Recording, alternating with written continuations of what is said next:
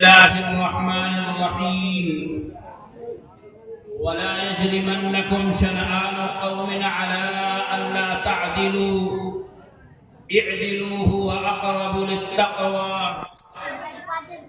وقال النبي صلى الله عليه وسلم من يضمن لي ما بين لحييه وما بين رجليه أضمن له الجنة. وعن أبي أمامة الباهلي رضي الله تعالى عنه قال قال رسول الله صلى الله عليه وسلم أنا زعيم ببيت في ربض الجنة لمن ترك المراء وإن كان محقا، وبيت في وسط الجنة لمن ترك الكذب وإن كان مازحا، وبيت في أعلى الجنة لمن حسن خلقه. رواه أبو داود. صدق الله مولانا العظيم وصدق رسوله النبي الأمين الكريم ونحن على ذلك لمن الشاهدين والشاكرين. آج کا یہ اجلاس، آج کا یہ عظیم الشان جلسہ جس کا عنوان ہے سیرت النبی صلی اللہ علیہ وسلم و مدح صحابہ، نبی اللہ رب العالمین کے وہ برگزیدہ پیغمبر اور اللہ کے وہ بڑے بندے ہوتے تھے جن کو ایشور اللہ منتخب فرما کر اپنے بندوں کے پاس اپنا سندیش اور پیغام بھیجا کرتے تھے۔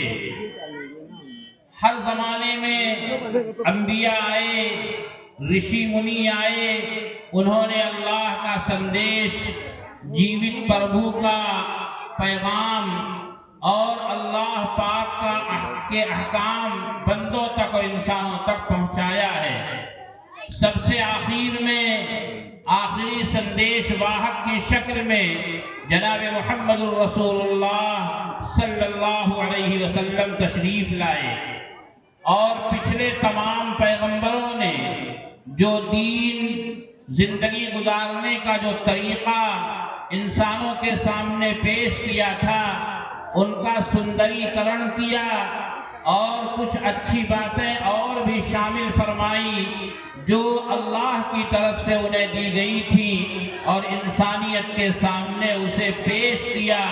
آج اسی طریقے کو اسلام اور دین کہا جاتا ہے، اسی طریقے کو شریعت کہا جاتا ہے۔ یہ اسلامی شریعت، یہ محمد صلی اللہ علیہ وسلم کا لایا ہوا زندگی گزارنے کا طریقہ، جس کو دین کہا جاتا ہے عربی زبان میں، اسی کو طریقہ کہیے اردو زبان میں، راستہ کہیے اردو زبان میں۔ اللہ رب العالمین نے یہ دین اور یہ طریقہ پوری انسانیت کی بھلائی اور بہتری کے لیے پیش فرمایا ہے۔ نبی پاک حضرت محمد صلی اللہ علیہ وسلم نے اپنے بارے میں فرمایا کہ میں دنیا میں ہر انسان کی طرف اللہ کا نبی بن کر آیا ہوں۔ آپ کہتے ہیں ارسلت الی الخلق کافہ، میں تمام مخلوق کا اور تمام انسانوں کا نبی ہوں۔ یہ منوج جی بیٹھے ہوئے ہیں، ان کے بڑے احسانات ہم لوگوں پر ہیں اور انشاءاللہ یہ بہت بڑا کام کرانے جا رہے ہیں جامعۃ الشیخ اسعد المدنی کے راستے کا۔ یہ تمام لوگ خدمت خلق سے جڑے ہوئے لوگ ہیں۔ اللہ کے پیغمبر علیہ السلام صرف مسلمانوں کے نبی نہیں ہیں۔ یہ انوار الحق صاحب یہ نہ کہیں کہ محمد صلی اللہ علیہ وسلم ہمارے نبی ہیں۔ قرآن کہتا ہے قل یا ایھا الناس انی رسول اللہ الیکم جمیعا، اے محمد صلی اللہ علیہ وسلم آپ انسانوں کی تمام جماعتوں سے اور انسانی تمام افراد سے کہیے۔ آپ اس وقت جب مکہ میں موجود ہیں تب بھی یہ جملہ کہہ رہے ہیں، آج بھی قرآن پڑھا جا رہا ہے، ہر مسجد میں پڑھا جا رہا ہے، تب بھی یہ جملہ کہا جا رہا ہے۔ کہیے آپ انی رسول اللہ الیکم جمیعا، اے لوگو میں تمام انسانوں کی طرف तमाम लोगों की तरफ अल्लाह का रसूल बनकर आया हूँ। रसूल का माना क्या है?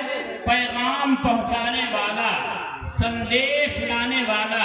गोया कि अल्लाह की तरफ से जो संदेश आया है वो मेरे लिए भी है, वो राजेश जी के लिए भी है, वो मनोज साहब के लिए भी है। ये हमारे सभासद साहब बैठे हुए हैं, बड़े नामी गिरामी हैं, हर एक इनको जानता है। बल्कि यूं कहिए कभी कभी तमन्ना होती है कि हमारे इलाके के भी ये सभासद होते। इन हजरात के लिए भी अल्लाह के नबी हैं। यही वजह है कि हिंदुस्तान में जब जंग आज़ादी चल रही थी उस वक्त मुसलमानों की बड़ी जमात जो कांग्रेस की क़यादत कर रही थी, मैं ये नहीं कहूँगा कि अंग्रेजों के खिलाफ लड़ते हुए साथ में खड़ी थी, मैं कसम खा के कहता हूँ तारीख की रोशनी में कांग्रेस के जो मुजाहिदीन थे उनकी क़यादत करने वाले और उनके आगे आगे चलने वाले, कांग्रेस और दूसरे तमाम मुजाहिदीन की रहबरी करने वाले उलमा की जमात जिसे जमीयत उलमा के अफराद कहा जाता है, उन्होंने हिंदुस्तान को ये नजरिया दिया था कि हिंदुस्तान में कौम जब बोला जाएगा ये मेरी कौम के लोग हैं तो उसकी बुनियाद मजहब नहीं होगी, उसकी बुनियाद मुल्क होगा। मतलब क्या बना? हिंदू एक कौम है, बुद्धिस्ट एक कौम है, मुसलमान एक कौम है, ये गलत नजरिया है। हर हिंदुस्तानी आपस में भाई भाई हैं और हिंदुस्तान में रहने वाले तमाम लोग एक कौम के लोग हैं। मेरे भाइयों और बुजुर्गों, इस बुनियाद पर हम फख्र से कहते हैं कुरान मजीद ने जो हमें और आपको नजरिया दिया वही नजरिया उलमा ने पेश किया कि हम जिस मुल्क में रहते हैं उस मुल्क में बसने वाले हर इंसान हमारे घर के भाई हैं, हमारे घर के अफराद हैं, वो हमारी कौम के लोग हैं। न ये हमसे अलग हैं न हम इनसे अलग हैं। हम और आप दोनों मिलकर जब इस कौम की तामीर और तरक्की के लिए काम करते थे तो अंग्रेज जैसी जालिम जाबिर कौम जो ये कहती थी मेरी सल्तनत में सूरज नहीं डूबता है, उसे भी हिंदुस्तान छोड़ने पर मजबूर हो जाना पड़ा। आज उसी नजरिए की हिंदुस्तान को सबसे ज्यादा जरूरत है। आपने प्रोग्राम मुनाकिद किया, सीरतुल नबी सल्लल्लाहु अलैहि वसल्लम का उन्वान लगाया। इस प्रोग्राम में नबी पाक सल्लल्लाहु अलैहि वसल्लम की सीरत बयान की जाएगी, आपके संदेश सुनाए जाएंगे, आपके नजरियात सुनाए जाएंगे, कुरानी श्लोक सुनाया जाएगा। मतलब क्या हुआ? आज हिंदुस्तान को और दुनिया के तमाम लोगों को जरूरत इस बात की है कि मुहम्मदुर रसूलुल्लाह का लाया हुआ पैगाम उनके कान के जरिए दिलों में उतारा जाए और दिलों से अमल में लाया जाए और सोसाइटी और समाज का उसे हिस्सा बनाया जाए। आज झगड़े हो रहे हैं, ये हिंदू है ये मुसलमान है। खुदाए पाक की कसम, मजहब इस्लाम तो यहाँ तक मजबूर करता है कि ऐ लोगों, अगर तुम इंसानी जमात के किसी फर्द को अपना नहीं समझते तो याद रखना तुम गोया कि कुरान पर सही ईमान नहीं रखते, कुरान को सही मानते नहीं हो। कुरान मजीद ने ऐलान किया, या अय्युहन्नास इन्ना खलकनाकुम मिन ज़करिन व उन्सा व जअलनाकुम शुऊबन व क़बाइल लितआरफू इन्न अक्रमकुम इंदल्लाहि अत्क़ाकुम। इसका तर्जमा है, ऐ लोगो, ऐ इंसानी जमात के लोगो, इसमें मैं भी हूँ, आप तमामी हजरात शामिल हैं। हमने तुम्हें एक माँ और एक बाप से पैदा किया। माँ बाप कौन है? आदम है। यही वजह है कि मैं भी आदमी हूँ, ये मनोज साहब भी आदमी हैं, ये आदम के बेटे हैं। हम भी मनुष्य हैं, आप भी मनुष्य हैं। क्यों? इसलिए कि आप मनु की औलाद हैं। ये नजरिया इस्लाम देता है। तुम्हारे दरमियान जात बनाई गई, तुम्हारे दरमियान बिरादरियां बनाई गई। ये इसलिए नहीं कि तुम ऊंचे हो और फला बिरादरी का आदमी नीचा है, नहीं। इंसान इंसान होने के नाते सब बराबर हैं। उनके दरमियान पैदाइशी एतबार से कोई ऊंचा नहीं, कोई नीचा नहीं। ये जात बिरादरियां इसलिए बनाई गई ताकि तुम एक दूसरे को पहचान सको।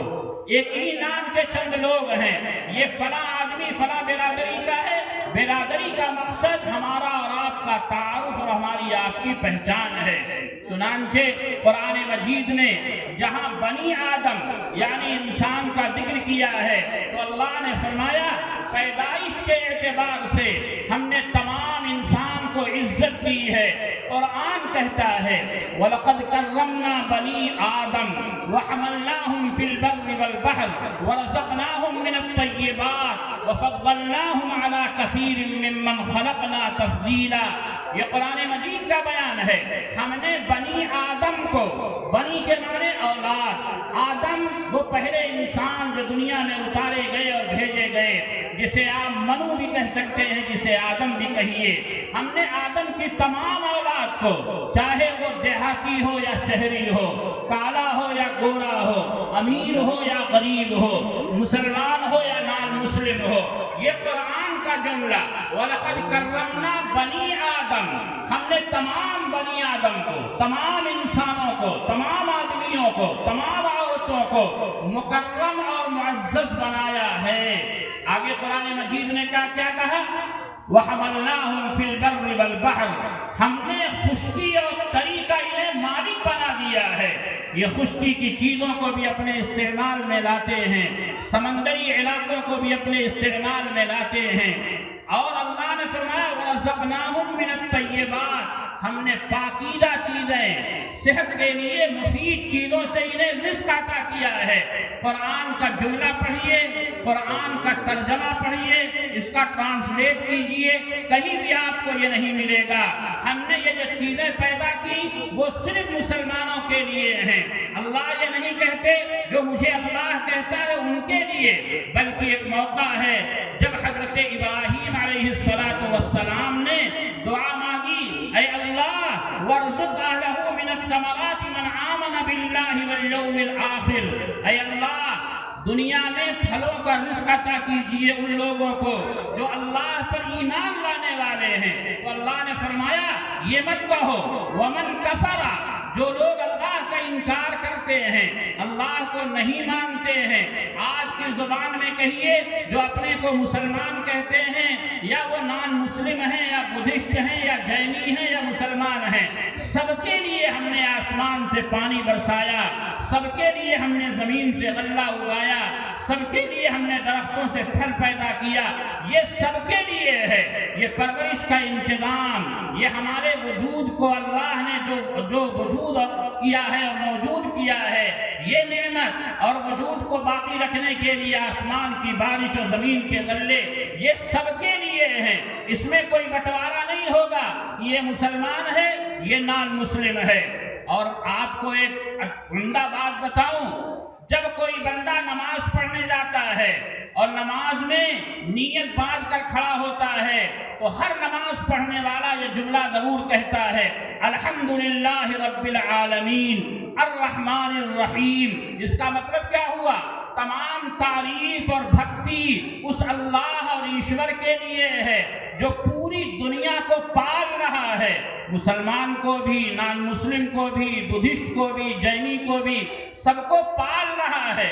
اور الرحمن الرحیم، یہ پالنا کسی بدلے کے بھاونا سے نہیں ہے، بدلہ چاہنے کے لیے نہیں ہے، وہ بہت زیادہ دیالو ہے، مہا دیالو ہے، رحمان ہے اور رحیم ہے، اس بنیاد پر پال رہا ہے۔ یہ جملہ ہر نمازی بولتا ہے۔ اس کا پیغام کیا ہے؟ باہر نکلنے کے بعد یہ نہ کہنا یہ دریا کا پانی ہمارا ہے، ہم اللہ کو مانتے ہیں اس لیے ہم پیئیں گے، دوسرا نہیں پی سکتا، یہ مت کہنا یہ زمین سے اگنے والا غلہ ہمارا ہے، ہم اسے استعمال کریں گے۔ جو اللہ کو اللہ نہیں کہتے، جو اللہ کو نہیں مانتے، جو اپنے زبان میں میں کہتا ہوں، یہ نہ کہنا کہ اگر تم اسلامی کنٹری کے مالک بھی ہو جاؤ تو یہ نہ کہنا کہ اس پر کسی نان مسلم کا حق نہیں ہے۔ قرآن نے ہمیں اور آپ کو یہ تصور دیا ہے کہ اللہ سب کی پرورش کر رہا ہے، تو سورج کی روشنی روکنے والے تم کون ہوتے ہو؟ زمین کے غلے سے اللہ سب کی پرورش کر رہا ہے، تو زمین کی پیداوار روکنے والے تم کون ہو؟ اللہ آسمان سے اترنے والا پانی سب کے کھیتوں کو دے رہا ہے، تو تم بٹوارا کرنے والے کون ہو؟ اسی طرح دوسرا جملہ جو بولتا ہے کہ اللہ یہ جو کچھ کر رہے ہیں وہ بدلے کی بھاونا سے نہیں کر رہے ہیں، صرف رحم کی بنیاد پر کر رہے ہیں، شفقت اور مہربانی کی بنیاد پر کر رہے ہیں۔ لہذا اللہ کے بندوں کے ساتھ اگر تمہیں خدمت کا موقع ملے تو بدلے کی امید لگا کے نہ کرنا، ہمیشہ رحم اور مروت کی بات اور مروت کی بنیاد پر ان کے ساتھ احسان کا معاملہ کرنا۔ میرے بھائیوں اور بزرگوں، یہ بات میں نے اس لیے کہی، آج سیرت کی ضرورت ہمارے ملک ہندوستان کو بھی بہت زیادہ ہے اور پوری دنیا کو بھی اس کی ضرورت ہے۔ نبی پاک علیہ الصلوۃ والسلام دنیا میں تشریف لے آئے، آپ نے جب یہ بیان فرمایا پاس پڑوس رہنے والوں کی بیماری پر عیادت کیا کرو، تو آپ نے کہیں یہ نہیں فرمایا کہ پڑوسی مسلمان ہو تو عیادت کرنا، نان مسلم ہو تو اس کی پرواہ نہ کرنا۔ یہ فرق آپ نے کہیں نہیں کیا، بلکہ اپنے عمل کے ذریعے سے آپ نے ثابت کیا۔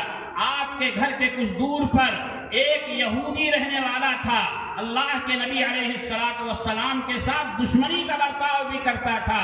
اس کا بیٹا بہت بیمار ہوا اور اس کی بیماری کی خبر پھیلی، نبی پاک علیہ الصلوۃ والسلام تشریف لے گئے، عیادت فرمائی اور اس کے حوصلے کے لیے کچھ جملے بھی ارشاد فرمائے، بلکہ یوں کہیے آج کی زبان میں جو کچھ ہو سکتا تھا مدد بھی کیا۔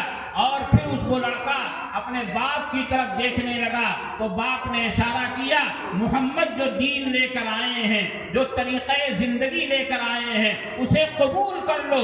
باپ مخالف تھا مگر مسلمان ہونے کے ناطے اسلام کا جو سندیش تھا نبی پاک علیہ الصلوۃ والسلام نے جب اسے فالو کیا تو بیٹے کو باپ خود کہتا ہے کہ اسلام قبول کرو۔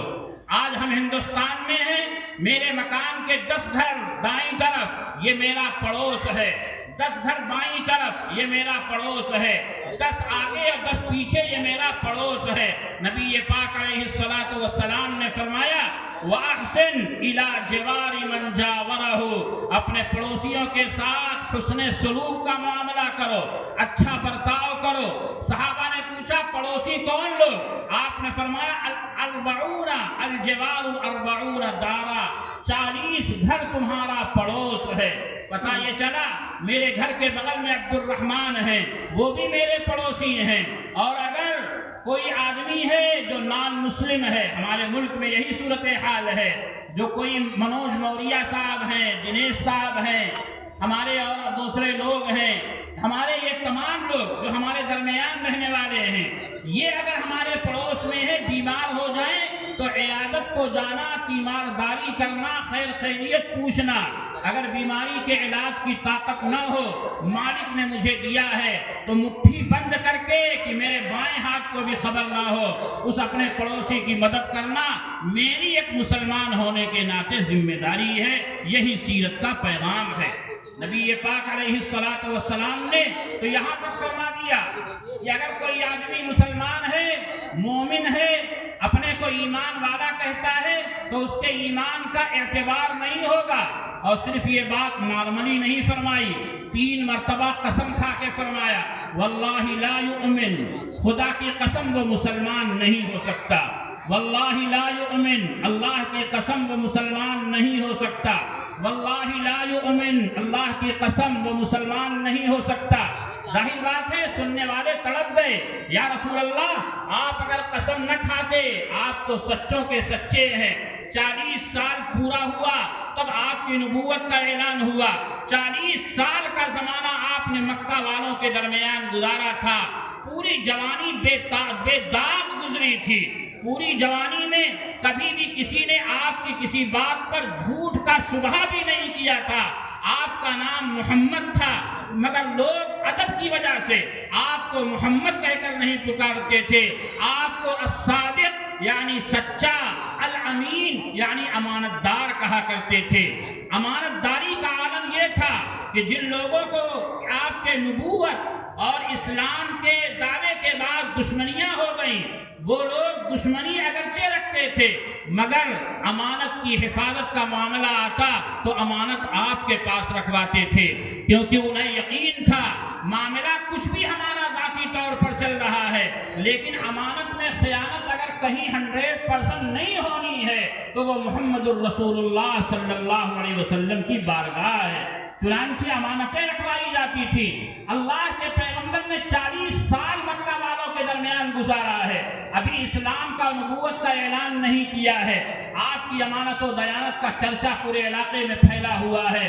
میرے بھائیوں اور بزرگوں، نبی پاک صلی اللہ علیہ وسلم نے ارشاد فرمایا کہ وہ شخص مومن نہیں، مسلمان نہیں، 3 مرتبہ قسم کھائی، اور پھر صحابہ نے پوچھا کون؟ تو آپ نے فرمایا الذی لا یأمن جارہ بوائقہ، جس کی شرارتوں سے، فتنہ انگیزیوں سے، جس کی فتین پنوں سے اور جس کی شرارتوں سے، جس کی سازشوں سے اس کا پڑوسی مطمئن اور محفوظ نہ ہو۔ لہذا اللہ کے پیغمبر کے اس شلوک اور حدیث کی روشنی میں مجھے یہ بات کہنے دیں، اگر میرے گھر کے بغل میں، میرے گھر کے دائیں طرف 10 گھروں میں کوئی گھر کسی نان مسلم کا ہے اور اسے اس بات کا اطمینان نہیں ہے کہ میرے نہ رہنے پر میری بیٹی کی عزت پر ہاتھ ڈالا جا سکتا ہے، اسے اس بات سے اطمینان نہ ہو کہ میری جان اور مال محفوظ نہیں ہے، تو پھر یاد رکھیں جو لوگ اس محلے میں اپنے کو مسلمان کہہ رہے ہیں انہیں اپنے اسلام کا جائزہ لینا پڑے گا۔ اللہ کے نبی جناب محمد الرسول اللہ صلی اللہ علیہ وسلم نے ہمیں دنیا کے ہر انسان کے ساتھ اخوت کا، محبت کا، برادرانہ تعلق قائم کرنے کا حکم دیا ہے۔ پریشان ہو جائے تو اس کی پریشانی میں کھڑا ہونا مذہبی فریضہ بتایا ہے۔ اللہ کے نبی علیہ السلام نے جب خدمت کی بات آئی اور خدمت خلق کا مسئلہ آیا تو کہیں یہ نہیں کہا ہے کہ تم مسلمان کی خدمت کرو گے تو بڑا ثواب پاؤ گے اور کسی نان مسلم کی خدمت کرو گے ثواب میں کمی ہو جائے گی، بلکہ جہاں فرمایا وہ یہاں فرمایا کہ اگر تمہارے پڑوسی کو قرضے کی ضرورت ہو، چاہے وہ مسلمان ہو یا نان مسلم ہو، تو اس کو قرضہ دینا تمہاری ذمہ داری ہے۔ اور پھر فرمایا اگر قرض دینے کے بعد اس نے قرض ادا نہیں کیا اور تم سے 1 مہینے کی مہلت لیا تھا، 1 مہینہ پورا ہو گیا، اس نے کہا صاحب 1 مہینہ اور دے دیجئے، میں 1 مہینے کے بعد اب قرض ادا کروں گا۔ نبی پاک صلی اللہ علیہ وسلم نے فرمایا من کان لہ علی رجل حق فمن اخرہ بکل یوم صدقہ، جس آدمی کا دوسرے پر حق بنتا ہے کہ آپ کے ذمے 1000 قرضہ ہے، آپ نے ادا نہیں کیا، 1 ہفتہ کی اور مہلت لے لیا، نبی پاک صلی اللہ علیہ وسلم کہتے ہیں اگر آپ کہہ دیں بھیا ایک ہفتہ کے بعد دیجئے گا، 1 مہینہ کی مہلت اور دیتا ہوں، اللہ کے نبی علیہ السلام نے فرمایا تم مہلت 1 مہینے کی دے رہے ہو، تمہارا پیسہ واپس لوٹے گا، لیکن مہلت دینے کی وجہ سے بکل یوم صدقہ، جتنا تم نے قرضہ دیا ہے روزانہ اتنا دان اور پن کرنے کا ثواب بھی عطا کیا جائے۔ یہ کس کو قرضہ دیا آپ نے؟ پوری شریعت اسلامیہ، دینی شریعت اٹھائیے، اسلام اٹھائیے۔ میں بار بار کہتا ہوں یہ صرف مسلمانوں کا دین نہیں ہے، یہ سب کی ضرورت ہے، اٹھائیے۔ اس میں اللہ کے نبی علیہ السلام نے ایک دوسرے کے ساتھ کیسے جوڑا ہے۔ پیارے آقا علیہ السلام نے فرمایا، قرآن کہتا ہے، جیوت پربھو کی ایشوریہ کتاب کہتی ہے، من قتل نفسا بغیر نفس او فساد فی الارض فکأنما قتل الناس جمیعا، جس آدمی نے کسی ایک انسان کا قتل کر دیا۔ آپ قرآن سے پوچھئے، عربی جاننے والوں سے پوچھئے، قرآن کے اس شلوک میں کہیں مسلمان اور نان مسلم کا فرق ہے؟ من قتل نفسا، میرے اندر بھی جو جان ہے اسے بھی عربی میں نفس کہا جائے گا، آپ کے اندر جو جان ہے اسے بھی نفس کہا جائے گا، ہر ایک کے جان کو نفس کہا جائے گا۔ جس آدمی نے کسی بھی شخص کو، مرد ہو یا عورت، مالدار ہو یا غریب، مسلمان ہو یا نان مسلم، قتل کر دیا، وہ آدمی ایسا ہے جیسے اس نے پوری انسانیت کو قتل کر دیا۔ یہاں مسلمان اور نان مسلم کی بات نہیں کہی گئی ہے۔ اسی طرح اللہ کے نبی علیہ السلام نے فرمایا، من قتل معاہدا او ظلم او انتقص وَأَنَا حَجِيجُهُ يَوْمَ الْقِيَامَةِ، جو آدمی کسی ایسے آدمی کو قتل کرتا ہے یا اس پر ظلم کرتا ہے یا اس کا حق دباتا ہے تو میں قیامت کے دن اس کے خلاف مقدمہ لڑنے کے لیے اس شخص کی طرف اللہ کے دربار میں خود آؤں گا۔ کیا مطلب بنا؟ ہم اور آپ ہندوستان میں رہتے ہیں، ہمارے ملک کا آئین ہے، قانون ہے، یہاں کا سنویدھان ہے، یہاں کا دستور ہے، اس کی روح سے اور اس کے مطابق ہم ہندوستان میں رہیں گے۔ ہندو مسلمان کی جان و مال کی طرف نہ گندی نگاہ ڈالے گا، نہ مسلمان کسی ہندو کی جان و مال پر ہاتھ ڈالے گا۔ یہ ہمارا گویا کی آئین ہند، دستور ہند کے مطابق معاہدہ ہے۔ پیارے آقا کہتے ہیں اس معاہدے کے بعد تمہاری ذمہ داری ہے کہ مل جل کر رہو، اسٹیج شیئر کرو۔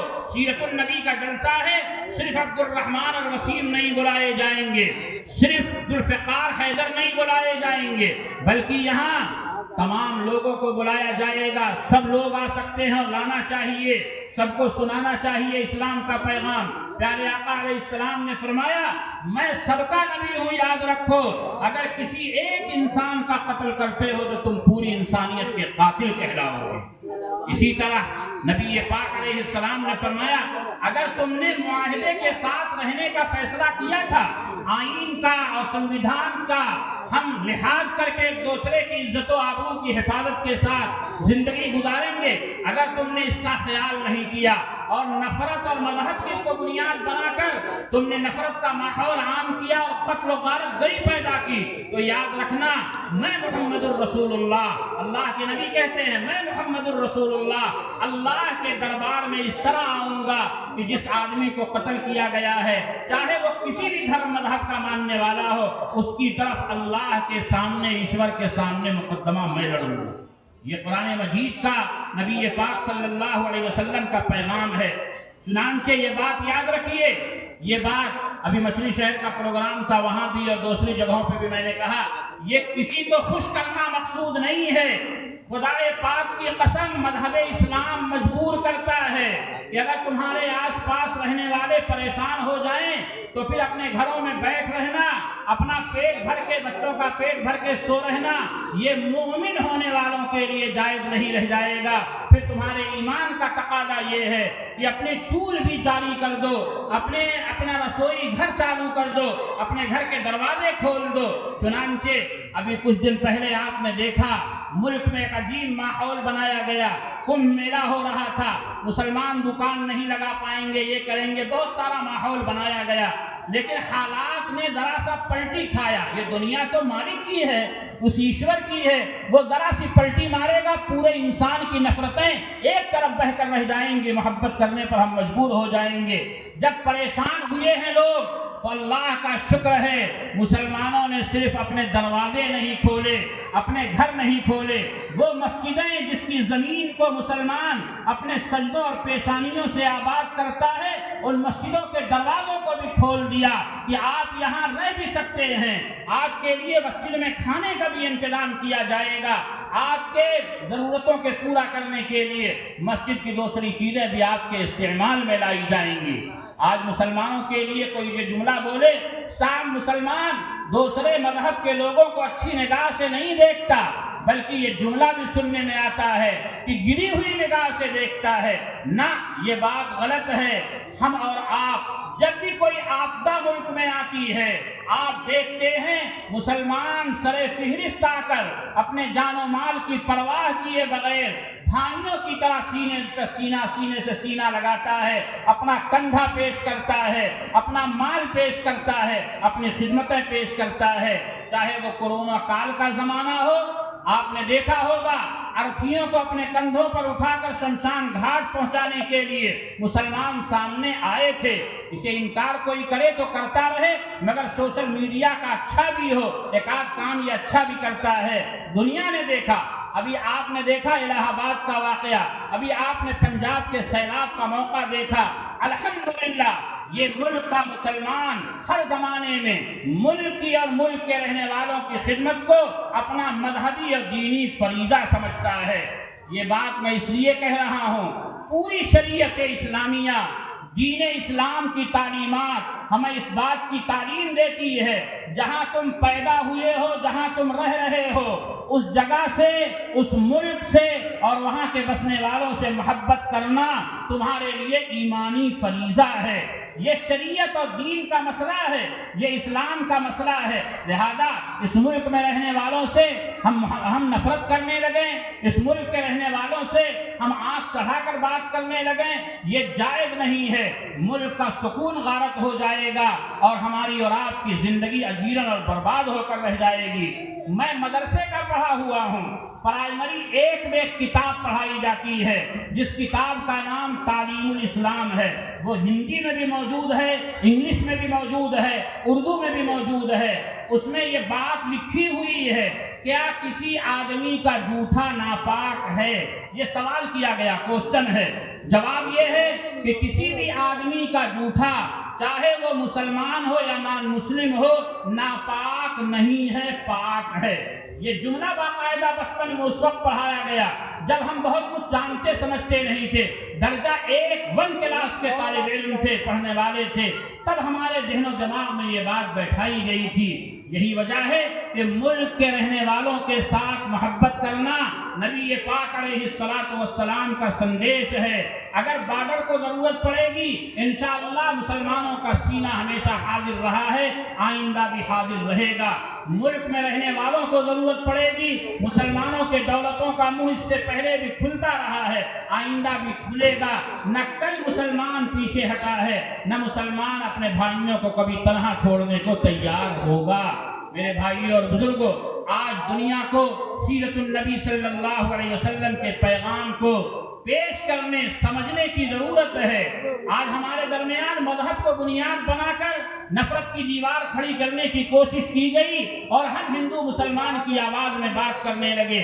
گاڑی چلائیے، ابھی پوری طرح سے لڑکی بھی نہیں ہے، قریب جا کر بریک لگ جاتی ہے، سامنے والا اس طرح آنکھ دیکھ کر نکالتا ہے کہ لڑ گئی ہوتی تو بھی بتاتا۔ یہ جملہ اور یہ انداز آج ملک میں بنتا جا رہا ہے۔ آخر یہ ماحول کیوں بنا؟ ہم نے اپنے دھرم اور مذہب کی تعلیمات کو پشے پشت کیوں چھوڑ دیا؟ آج ضرورت ہے کہ ہم اور آپ اپنے اندر کٹرتا اپنے مذہب کے سلسلے میں نہ پیدا کریں، بلکہ پختگی پیدا کریں۔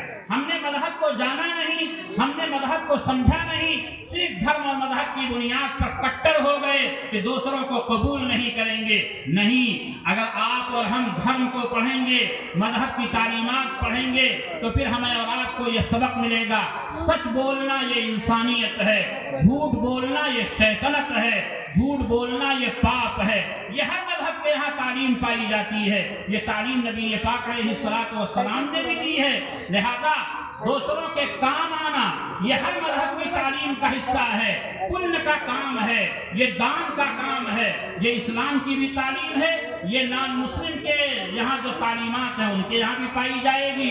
کسی کی جان و مال پر ہاتھ ڈال دینا، ظلم کرنا، مسلمان بھی اسے غلط کہتا ہے، نان مسلم بھی اسے غلط کہتے ہیں۔ اس لیے ضرورت ہے کہ اپنے درمیان مذہبی تعلیمات کو عام کیا جائے اور کسی مذہب کو اور مذہب کے ماننے والوں کو شک کی نگاہ سے نہ دیکھا جائے، بلکہ انہیں اپنائیت دی جائے، محبت دی جائے، آپسی تعلق کو عام کیا جائے، دکھ درد میں شریک ہو کر زندگی گزاری جائے۔ میں نے قرآن مجید کی ایک آیت پڑھی تھی، اس کا ترجمہ کرتا ہوں۔ اللہ پاک نے ارشاد فرمایا، وَلَا يَجْرِمَنَّكُمْ شَنَآنُ قَوْمٍ عَلَىٰ أَلَّا تَعْدِلُوا۔ کسی قوم کے ساتھ اگر دشمنی بھی ہے، آپ جملہ سنیے، کسی قوم کے ساتھ اگر دشمنی بھی ہے اور تمہیں عدالت کی کرسی پر جج بنا کر بیٹھا دیا جائے، تو اس قوم کی دشمنی بھی تمہیں بے انصافی پر آمادہ نہ کرے۔ اعدلوا، عدل کرو، انصاف کرو، هو اقرب للتقوی، یہی پرہیزگاری اور دینداری کے زیادہ قریب ہے۔ مطلب کیا بنا؟ مسلمان کو دشمنی کے حالات میں بھی انصاف کرنے پر مجبور کر رہا ہے قرآن۔ جب آج دوستی کا ماحول ہے تو پھر کیسے ظلم کو برداشت کیا جائے گا؟ چنانچہ نبی پاک صلی اللہ علیہ وسلم نے فرمایا، ظالم کو ظلم سے روکو، چاہے وہ تمہارا بھائی ہی کیوں نہ ہو۔ انصر اخاک ظالما کان او مظلوما، اپنے بھائی کو ظلم سے روکو، اگر مظلوم ہے تو کھڑے ہو جاؤ ساتھ میں، ظالم ہے تو ہاتھ پکڑ لو کہ تمہیں ظلم نہیں کرنا کرنے دیا ہے۔ یہ نبی پاک صلی اللہ علیہ وسلم کی تعلیمات ہے۔ اس لیے میں اب آخر میں یہ بات عرض کرتا ہوں کہ عافیت چاہو تو آؤ دامن اسلام میں، اسلامی تعلیمات کو پڑھیں، سیرت النبی صلی اللہ علیہ وسلم کا مطالعہ کریں، محمد صلی اللہ علیہ وسلم کی جیونی پڑھیں۔ یہ ہندی میں، انگلش میں، ہر زبان میں موجود ہے۔ سمجھیں اسلام مانوتا کا مذہب ہے، اسلام محبت اور امن کا مذہب ہے۔ محمد صلی اللہ علیہ وسلم امن کا سندیش لانے والے ہیں۔ میرے بھائیوں اور بزرگوں، وقت بہت تھوڑا تھا، اس بنیاد پر میں نے متفرق باتیں آپ کے سامنے عرض کی ہیں۔ دعا فرمائیں کہ ہمارے ملک ہندوستان کو پروردگار عالم جنت نشان بنائیں۔ جیسے پہلے ہم اور آپ ایک دوسرے کے دکھ درد میں شریک ہوتے تھے، ہمارے درمیان ہندو مسلمان کے نام پر کوئی جھگڑا کبھی نہیں تھا، اللہ تعالیٰ اسی طرح ایک پیالے میں کھانے والا، ایک ساتھ اپنی محبتوں کو بانٹنے والا، دکھ درد کو مل کر بانٹنے والا بنائیں، اور اس ملک کو ایک خوبصورت امن و شانتی کا گہوارہ بنائیں۔ آمین وآخر دعوانا ان الحمدللہ رب العالمین۔ 7 صندوقوں میں بھر کر دفن کر دو نفرتیں، آج انسان کو محبت کی ضرورت ہے بہت۔